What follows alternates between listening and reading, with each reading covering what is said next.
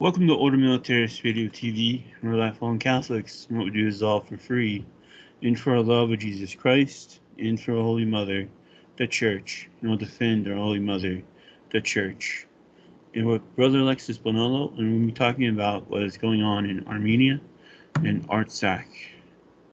As well as recount some of the life of one of the great Armenian American heroes, who I don't think anyone in the United States has heard of, unless you're Armenian, and maybe you haven't even heard it if you're Armenian. And well, neither of us are Armenians, so this is going to be something very new for us. So AJ, like always, is a bookworm and share the pearls of what he discovered. So what is the big crisis going on now in Artsakh, Armenia? That's actually that the world doesn't know about, and which is, if no one stops, it's going to be one of the great horrors of the 21st century.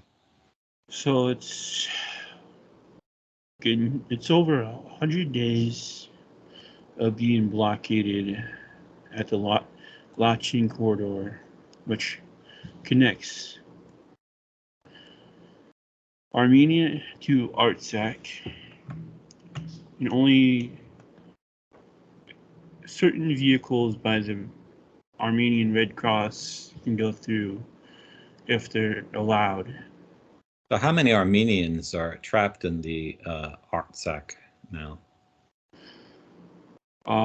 Some are saying 150,000 to 120,000. And what country has them surrounded on nearly all sides? Azerbaijan with Turkey. And what kind of a country is Azerbaijan politically, ethnically, religiously? They are Muslim. They're more in line with Turkey, and their government is a dictatorship. Their own people are starving. They don't have food. They don't have water in Azerbaijan, even though it's a very rich country thanks to their oil, but none of it's getting to the people there. And if you speak out against the government there, you're arrested or worse. Now, for those that don't know the geography, Armenia is in Asia Minor, just below the Caucasus and the Black Sea. Turkey is here. The Black Sea is here. Armenia is right here. And then on to the west of Armenia is Turkey, and to the south of Armenia is Iran, and to the east of Armenia and Artsakh is Azerbaijan. To the north of Armenia is the Christian state of Georgia. Armenia is a Christian state. How long have the Armenians been Christians, AJ, for those who don't know? Since 301 AD. Does that make them the oldest Christian? Yes, in the first. And Artsakh, is this part of Armenia or not part of Armenia? And what's this controversy about? So, during the second Artsakh War, everyone in Armenia considered Artsakh part of Armenia. Then all of a sudden, the Prime Minister of Armenia decided, no. So Artsakh is a republic unto itself. It has its own government, own parliament, and own military. And when did this republic come into existence? Yeah. I believe it was right after the fall of the Soviet Union. Yeah. Yeah, let me see here, make sure.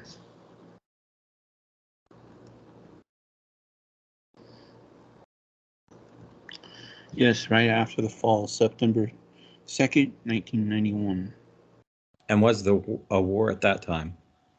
Yeah, it was called the First Artsakh War, when it was right after the earthquake that hit Armenia.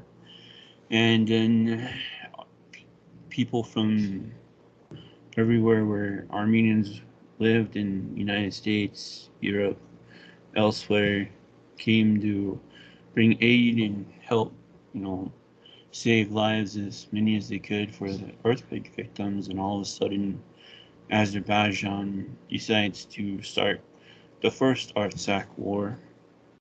Okay. And the Artsakh is this smaller territory to the southeast of Armenia proper. Now, the Armenians, before they became Christian, where did they come from? What's their origins geographically? They have been there since at least they have been there ever since Noah landed on Mount Ararat. Okay, so they're one of the few native peoples in the Mideast who have never moved. Most of them moved around. Even Abraham came from Mesopotamia, didn't come from Palestine. But the Azeris, where do they come from, and how recently have they come into the area? So Azeris are Turks. The Azerbaijan so-called country was formed by the Soviet Union in 1919. It was not accepted by the World of Nations, the first ever, the thing before the United Nations. League of Nations. Yeah. And so it is not actually a real country. It is a country, a fake country set up by Turkey and the Soviet Union to continue to harass the Armenian Christians who escaped the Armenian Genocide, and they are still on the they're still in the warpath and the bloodlust. Okay. Definition. Azeris had the advantage in this second war, because there's such a more wealthy country than Armenia or Artsakh. Where does Azerbaijan get its wealth from? Oil. Rothschild. Yeah, and we did a whole show on that, and AJ will put a link on how the Rothschilds have controlled the Baku oil fields for almost 170 years now, I think it is. Mm-hmm. So,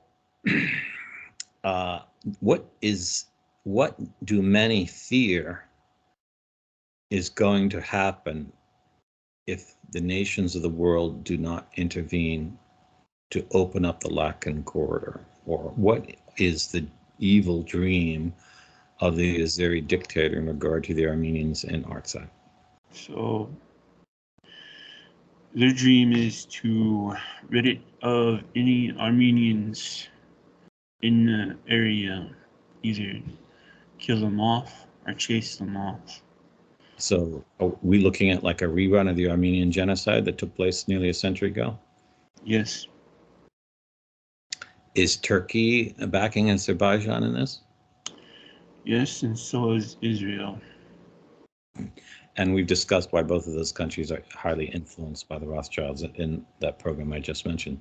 So does Armenia or Artsakh have any governments that are backing them?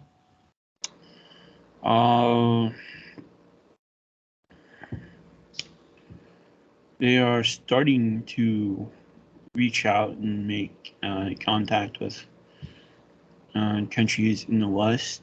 They have gotten a partnership with the Czech Republic for military training and also hopefully military hardware. Then they also have reached out to Malta in Greece for the same thing. So they are slowly reaching out and away from the hostage of Russia. They're also doing a lot of lobbying effort in the U.S. Congress to get support from the House, at least, and the Senate, more funding, because up until now, which side of this conflict has the U.S. government been supporting? Azerbaijan. And are both political parties loyal to Azerbaijan? Yeah, pretty much. What is the Republican Party's favorite country in the region? That'd be Azerbaijan. So this is a very serious thing, and AJ will put in the show page a link to the Armenian lobby group that's doing some wonderful work to defend the Armenians. as Catholics, we should understand that half of the Armenian, well, not half by population-wise, but half in the religious sense, of the Armenian people are Catholics. Mm-hmm. And that half of the Armenians is related by blood to members of HA's family, because they married in, was an Armenian princess who became the Queen of Jerusalem, first Queen of Jerusalem once the Crusaders took Jerusalem. And so all the descendants of the nobility of Jerusalem all had Armenian blood in it. And the other half are not, or you wouldn't call them Orthodox, but kind of roughly we might use that term. They're the Armenians who were in communion with the whole church up until, I think it was the Council of Ephesus. Yeah. Or Constantinople. And so they have a different understanding of what Greek terms mean, and so they didn't understand Ephesus the way we understood it in the West. They're called Miaphysites, not Monophysites, but Miaphysites. But very devout Christians, very ancient faith, very beautiful liturgy, very austere churches. Seems to be a very very disciplined monastic life, and beautiful liturgy. We should, as the first Christian, they being the first Christian nation, and they were a Catholic nation back then, we should always think of them as brothers in the faith and do what we can to support them. And they're like not getting any help. It's just, it's so tragic. They're the only superpower that's trying to mediate peace there is Russia. And what effect is the Russian peacekeepers having? None. They're not doing anything. Is Russia trading oil with Azerbaijan through this whole conflict? Yeah, so the oil from Azerbaijan is going into the EU, but it's also going through Russian hands. So yeah. Okay. So and they also export, I think, natural gas to southern Italy. So Azerbaijan has lots of influence, lots of money, which they use to influence politicians around the world. And as Armenia is poor, doesn't have any oil, has some minerals, and I don't know what the Armenians around the world is. I think just as many Armenians around the world, about 5 million, as live in Armenia. It's not a really big nation if you consider it by blood. And for example, Italians are like 65 million, and the French the same. I think the Spanish are like 50 million. And I don't know how many Germans are still in Germany. They're probably pretty much the same. Maybe they're 80 million. The Ukrainians are 40 million, and the Poles are like 45 million. So the Armenians being 10 million worldwide, only half of which are in Armenia, shows us a small Christian nation. Others, I think it's more than Lebanese. There's a lot of Armenians in our country. Who are some of the famous Armenians in our country that on social media that everyone knows but their name, AJ? Oh, Cher, the Kardashians. Cher is Armenian? I didn't know that. Okay, you mean Sonny and Cher from the singer? Okay, so now you know. I knew one Armenian personally. She worked at the cash register next to me when I was working my way through seminary at a summer job. But now we're going to talk about one of the famous Armenian freedom fighters, I guess you'd have to say. And AJ discovered his book. And what's his name? What's the name of this book? So, from? Let's see if I can get it up here without messing it up. Yeah. My Brother's Road. And who's the author? Makar Milk Onion. That's the brother of Monte, the guy in the photo here. Okay, so this is a book written by the brother of the man on the cover. So this is going to be, it's very authentic, and it's not frequent in history. I'm trying to think that famous men have their biography written by their brother. I'm trying to think of a case. I can't really think of it, So this shows you how educated the Armenian people are and how united they are in their family. Very beautiful qualities that really should be around the world. Quite a contrast to values like here in the United States. I remember when I went to college, my brother was my roommate, and I had a friend say to me, "How could you take your brother as your roommate? Aren't you supposed to hate your brother and sister?" That's what he said to me. He wasn't a believer, but that's a common attitude. So where was he born? How it is? he was, and how did Armenian get to where he was born, and what's the story of his life? And he ends up being one of the great heroes in the first Artsakh War, one of their best military commanders, who died under mysterious circumstances. So, Yeah. AJ, where do you want to start? Okay. Make sure you get this right. Yeah. So in Lala, California, he was born at 4:50 a.m. on November 25th, 1957. Monte was born into this Visela, California area. The fathers were farmers, and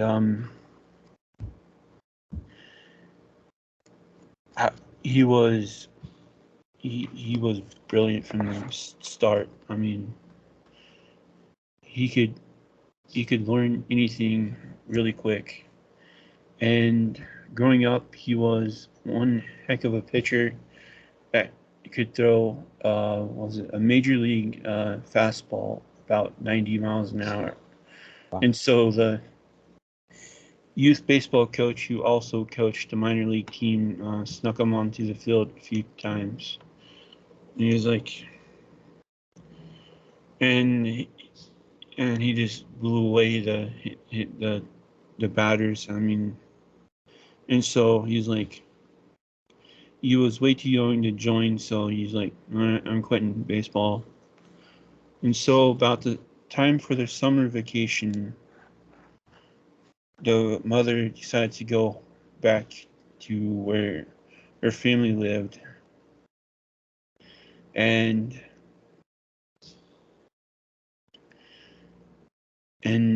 Turks and appears to be Jewish people lived in their old homes in Turkey, and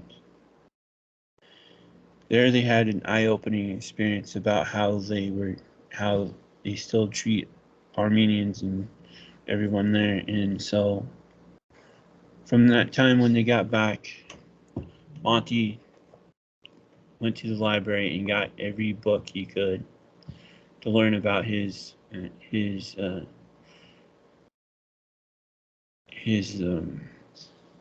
background of being Armenian, and that really lit a fire in him. So his mother went back to her ancestral home and found out that other people had occupied it and took it over. Mm-hmm. And that was in Turkey. So most people don't know anything about the Armenian Genocide. I'll mention it briefly so you get the context. Is what is the Armenian Genocide? Where did it happen? How many Armenians were killed? Who did it? Yeah, who did it was Talat Pasha. And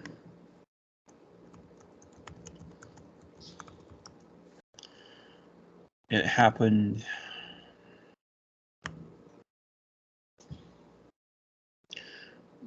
from 1915 to 1917, about 600,000 to 1.5 million deaths. Armenians were how did they die? Shot, death marched, and all sorts of ways of being executed. And in addition to the Armenians, also Syrians and Greeks were killed during this. This was part of the Masonic movement at the end of the Ottoman Empire to create a Turkish state, a Turkish national state that was one ethnicity, and the Rothschilds were behind it big time. So, did the Turks ever say sorry for that? What do Turks still think of Armenians? They just think they're still dogs and deserve to die. And how much bigger would Armenia be today if she had all the territory the Turks took away from her? So, if Armenia had the lands of Byzantium, then the lands that the Turks took from Armenian Sicilia, they would have reached from Lebanon all the way to Armenia proper, and all the way to the sea where Constantinople is. So Armenians were once a very powerful, important people that had been beaten down so much. They're, I'd say, probably in a way more than even the Lebanese or the Chaldeans, hated for both their religion and their ethnicity by the Muslims who live around them. Yeah. And even they don't even have good relations with the Georgians, who are another Christian state, an Orthodox Christian state. And so he gets this fire in the belly to find out who he was and who his people were. I can relate to this because growing up, I don't know, when I was 8 or 10, people say, "Who are you? Are you an American? Where do you get that strange name?" Because in America, no man's called an Alexis. And I learned I was an Italian, and I was so proud, and I've always been proud to be an Italian American. And people would ask me, and I would never say I'm an American. I would always say I'm an Italian. And so much so that I just absolutely delighted to live in Italy when I'm in Italy. So I can understand that. So what did he discover about being Armenian, and how did that change his life? So he decided to study archaeology and history at the University of Berkeley in the time of a lot of craziness at Berkeley when it all started. Mm-hmm. In the 70s and 80s. And there, his history professor believed the Turkish propaganda about that the Armenian Genocide was caused by Armenians. And so Monte said, "Why don't we start up the ASA, the Armenian Student Association, again?" Monte, they still couldn't prove it, even though he did print off by Xerox how do you make certain things that go boom. Okay, so he was kind of an anarchist. Yeah, in his college days. In his college days. He didn't actually blow things up, though. No. But they pointed the finger at him. Okay. But it was someone else who blew up the history professor's classroom in office on Berkeley. He's been a well-beloved professor. Okay, so we don't endorse terrorism of any kind, but he studies does he go into study graduate even in archaeology and what degree does he get? Yeah, he gets his doctorate in archaeology. He moves away from the Xerox stuff, or the bad stuff.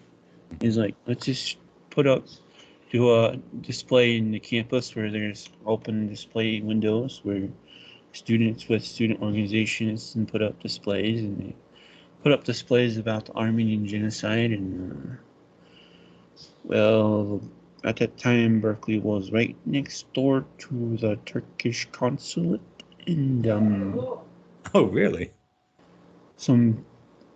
they got and the school got a phone call, and they took the Armenian Genocide stuff down and left that part of the presentation blank.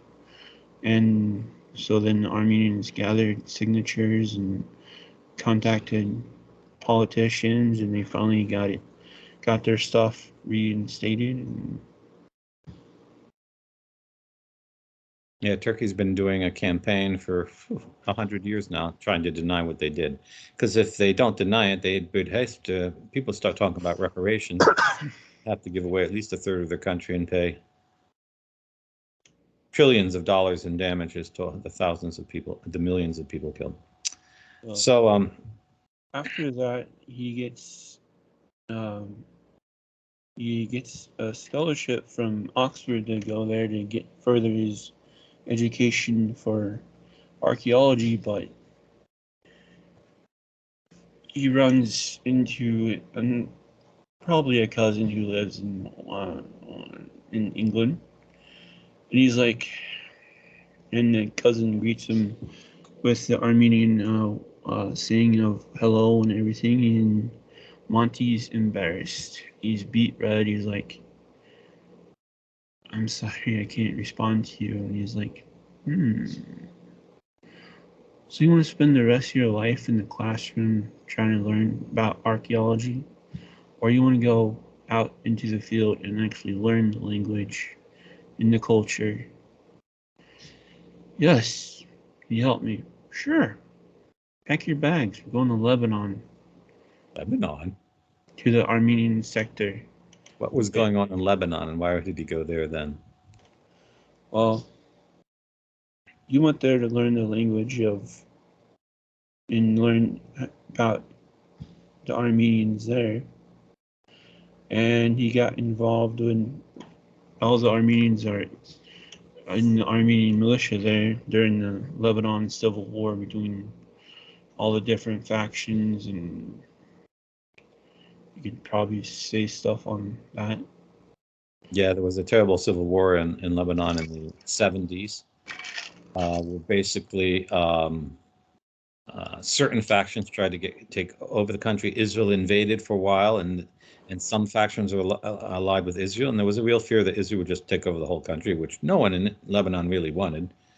And the Melkites armed, the Maronites armed, the Armenians armed, the Druses armed, all the different groups armed, and they defended their quarters.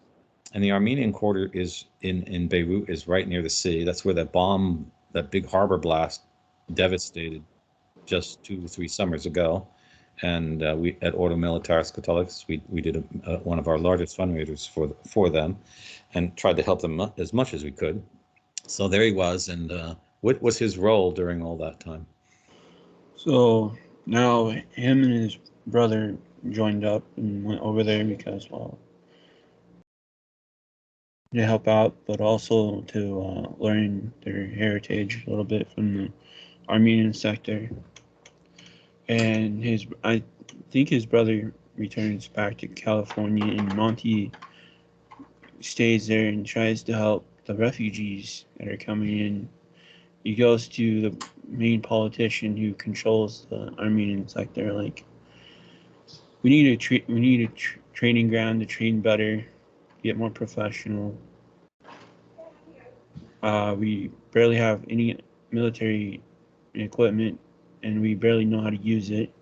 So we need to train better, but also I have found this piece of property, this piece of land where we can build houses for the refugees as well. And politicians were stonewalling, just doing politician stuff.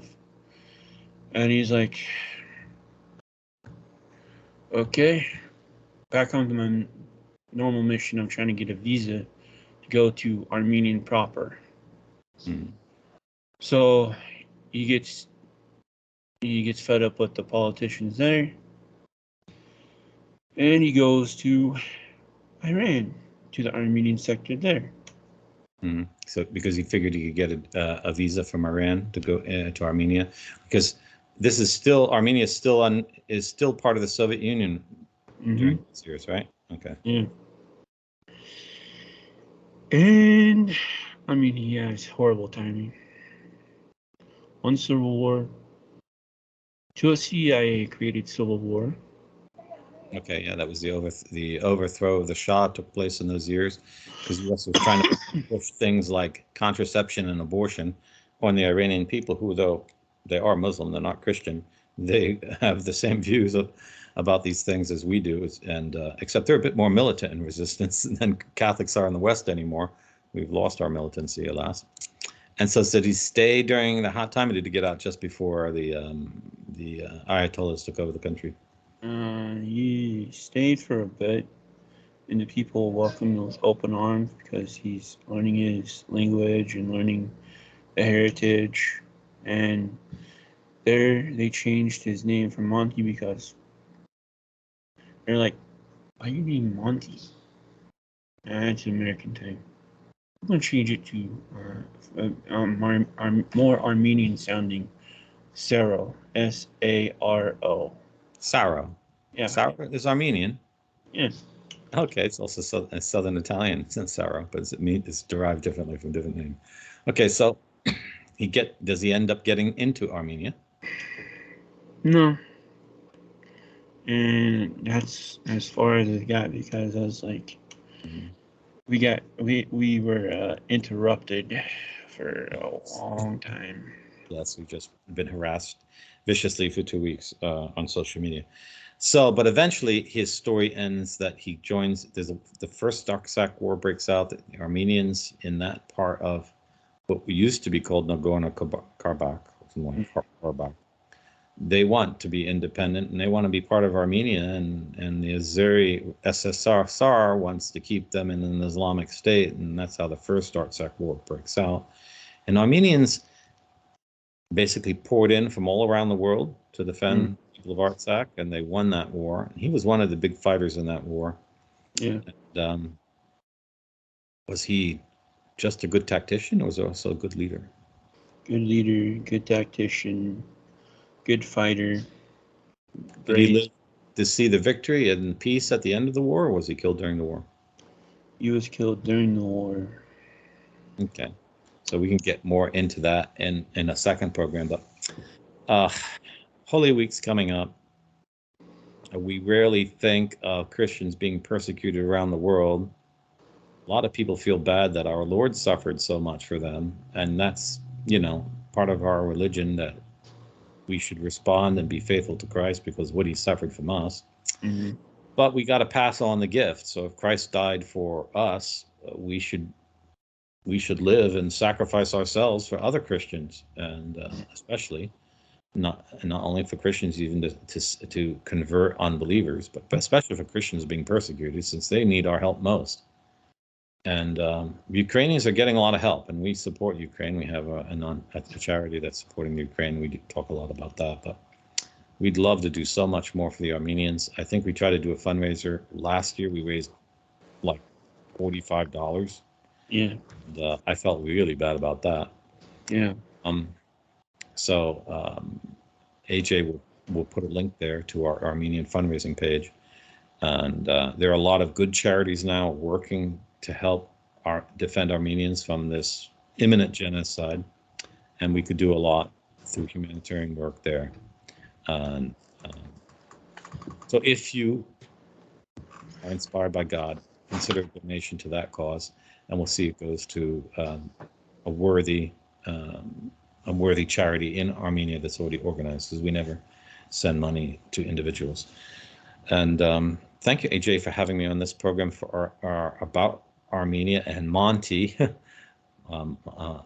his life and his experience. And if any Armenian happens to see this and you don't know about this famous Armenian American, then AJ will put a link in the show page, and you can get a copy of that book, because you should know about your own people and your own heroes, because you're not going to find them the United States doesn't propose heroes to anyone anymore, especially Christian heroes. And he's a unique story, and that you're not going to run into on television. They're not going to tell you his story on television. So thanks, AJ. Yeah, this is Monte, Straight TV, signing off. Day is full. Day is full.